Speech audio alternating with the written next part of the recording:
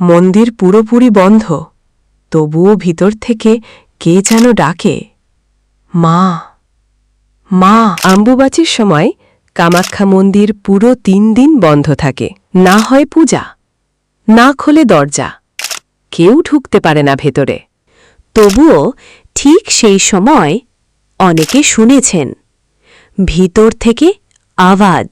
কারো কানে ভেসে আসছে মন্ত্রোচ্চারণ, আবার কেউ শুনেছে একটা কাঁপা কাঁপা গলায় বলছে, মন্দিরের সাধু সন্ন্যাসীরা বলেন এই সময় মা কামাখ্যা বিশ্রামে থাকেন, তার শক্তি নবীকরণ হয়, তাই বাইরের কাউকে ভেতরে ঢুকতে দেওয়া হয় না।